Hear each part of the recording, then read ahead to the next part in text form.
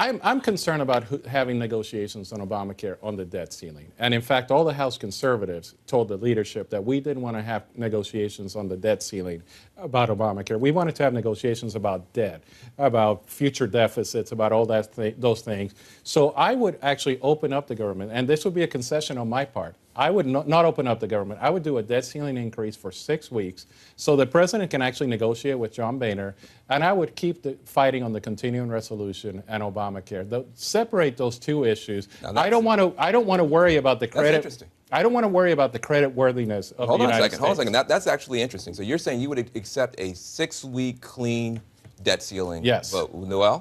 Well, no, the issue is, does that mean the government is still shut down while that is occurring?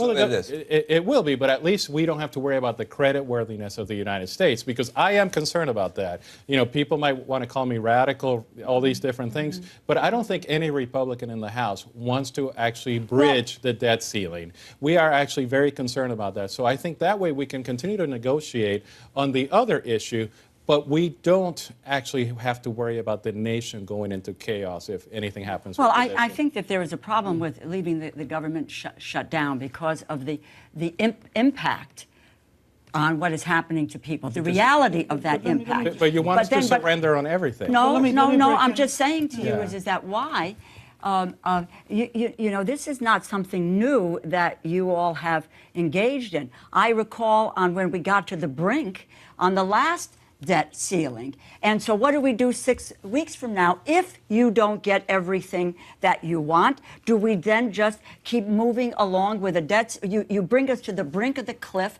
every time we get there. But the president said that he wants to be able to negotiate. We're giving him the opportunity. If we did that, we would give him the opportunity to negotiate. But then what, you know, is there...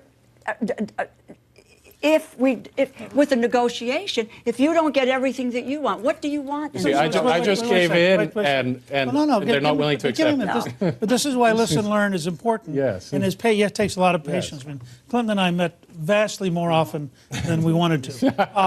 But let me ask you this, if I could, Congressman DeLauro. Sure.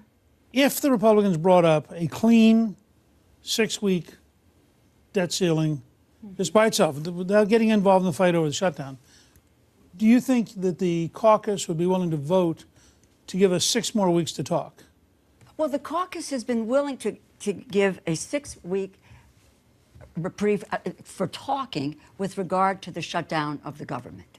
Why are we separating the two out? Let's reopen the government. We can have the conversation about the debt ceiling. I won't put a time frame on it, but if there is an opportunity to talk, I believe in having that opportunity to talk about these things, to negotiate.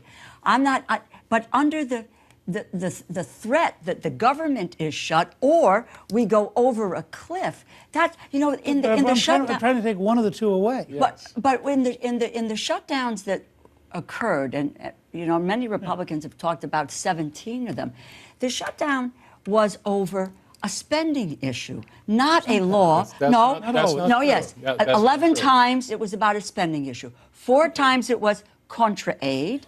4 times it was abortion. 2 times it was contra aid.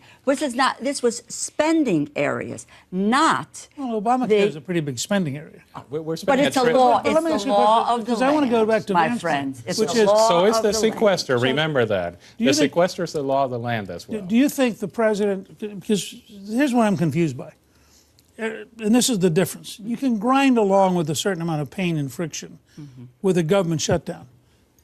According to the Secretary of the Treasury, next week you're going to hit a cliff that is a disaster.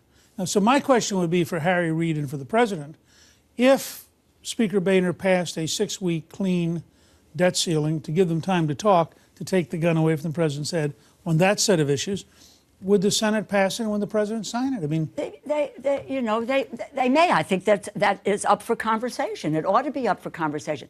But what we shouldn't do is to hold the nation hostage because a small group of people. I just want to make one point. I think it's very, very important to note.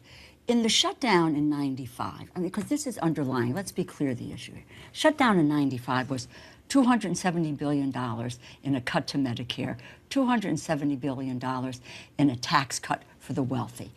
Fast forward 2013, it is about the Affordable Care Act and shutting the government down. What this is all about, underlying everything, and this is really fundamental in terms of the Republican Party, it is roll back social insurance that benefits working and middle-class families. That was your interpretation. That's what this is about. That was That's your what it's interpretation. about. What we said at the time was it was about welfare reform, it was about reforming the entitlements, and it was about getting to a balanced budget. And the only 4 consecutive balanced budgets in your lifetime came out of that. So if you think balancing the budget matters, But we did you had achieve it. block grants for welfare, for Medicaid, Right. for food stamps, for social services, for education. We're modernizing.